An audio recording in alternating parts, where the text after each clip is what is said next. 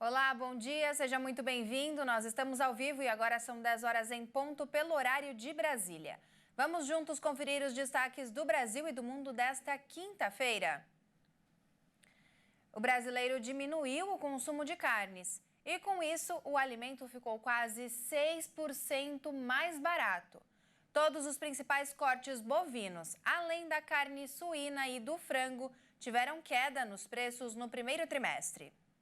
Todos os outros tipos de carnes vendidos nos supermercados e açougues, como alcatro, contrafilé e o filé mignon, e ainda as opções de frango e de porco, ficaram mais baratas. De acordo com dados do Índice de Preços ao Consumidor Amplo, que é a inflação oficial do país em 2023, o preço médio das carnes já caiu 5,9%. O preço da carne de porco caiu 2,4% e do frango 5,8%. A alcatra e o filé mignon caíram 8%. E todos os outros 14 cortes bovinos, que são acompanhados mensalmente pelo IPCA, tiveram alguma redução de preço desde o começo deste ano. E até o sonho de consumo do churrasco brasileiro, a picanha, está 6,5% mais barata. Os números levam em consideração as variações acumuladas de janeiro até junho do IPCA. Uma das explicações para a queda é que o brasileiro reduziu a compra das carnes vermelhas nos últimos anos, depois que o preço delas entrou em disparada com os diversos choques da pandemia. Com a disposição menor por comprar carnes e os rebanhos em expansão, a oferta ficou maior. Apesar da queda no preço da carne, ainda está longe do valor anterior à pandemia. Um exemplo disso é a picanha, que caiu 6,5% em 2023, mas ainda está longe de compensar a alta que acumulou desde o começo da pandemia, de 38% entre 2020 e 2022, conforme os dados do IPCA.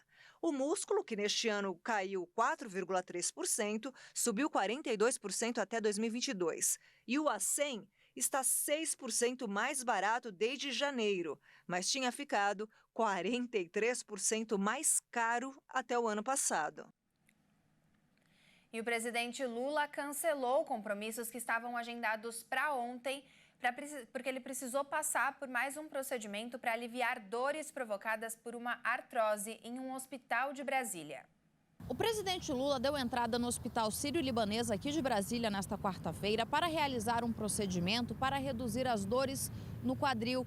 Segundo nota divulgada pela Presidência da República, Lula realizou uma denervação percutânea no quadril direito para alívio de dor crônica até a realização de uma cirurgia prevista para ser realizada no mês de outubro, conforme anunciou o presidente da República na transmissão semanal realizada ontem. Durante essa live, Lula explicou que tem um problema na cabeça do fêmur há anos e recentemente essa dor se agravou. No último domingo, Lula deu entrada no Hospital Sírio-Libanês em São Paulo para a realização de um outro procedimento para aliviar as dores por 12 horas. Mas assim que esse prazo acabou, as dores retornaram com maior intensidade, segundo afirmou o próprio presidente da República. Conforme a nota divulgada pela presidência, o procedimento desta quarta-feira transcorreu normalmente e Lula deve continuar despachando de casa no Palácio da Alvorada, pelo menos até quinta-feira. E ao menos 24 pessoas, entre elas 4 crianças, morreram nesta quarta-feira em um acidente de ônibus no norte do Senegal. Esse saldo provisório foi apresentado pelo ministro do Interior do país.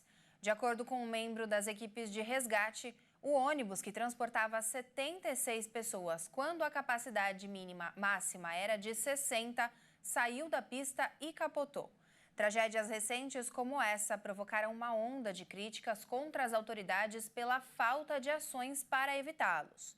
O governo respondeu a essa manifestação anunciando uma longa lista de medidas, incluindo, entre elas, a proibição de viagens noturnas de ônibus. E a população do Japão apresentou queda pelo 14º ano seguido. Segundo dados publicados pelo Ministério de Assuntos Internos e Comunicações, esta é a maior queda da série histórica, iniciada em 1968, e é a primeira vez que todas as 47 províncias do país tiveram redução. Por outro lado, a população de imigrantes subiu cerca de 10,7% no ano passado para 289.498. O maior número anual, que pode ser justificado pelo relaxamento das restrições da Covid-19. Considerando a população total, incluindo tanto cidadãos japoneses quanto residentes estrangeiros, a queda em 2022 foi de cerca de 511.025 em relação a 2021. Atualmente, o número de habitantes no Japão é de 125.416.877. A principal causa da queda da população no país é a baixa taxa de natalidade. Os novos dados mostraram que as mortes atingiram um recorde de mais de 1.560.000 contra 771.000 nascimentos no ano passado.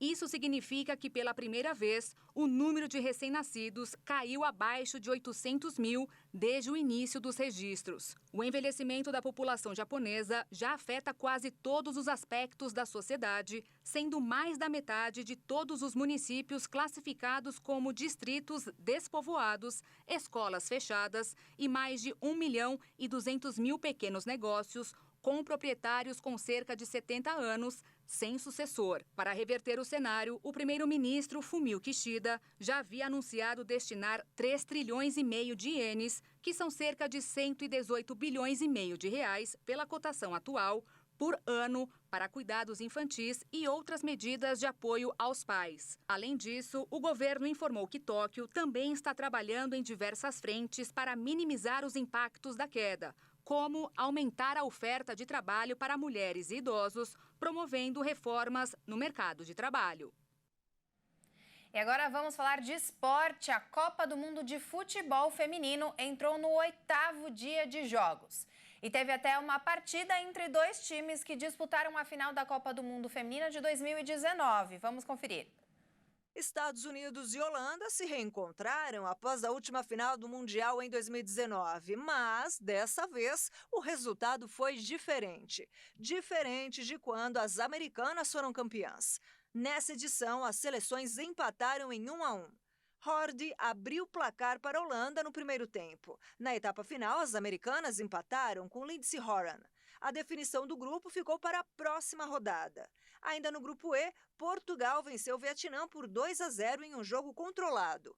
As portuguesas fecharam o jogo ainda no primeiro tempo. Thelma Encarnação e Francisca Nazaré garantiram a primeira vitória de Portugal nessa Copa. E no último jogo da rodada, que terminou agora há pouco, Austrália e Nigéria se enfrentaram pelo grupo B. O resultado foi 3-2 para a seleção africana. Essa edição fica por aqui. Muito obrigada pela sua companhia. E como aqui na HIT a notícia não para, daqui a pouco eu volto com mais informações. É às 11 horas, não perca. Até mais!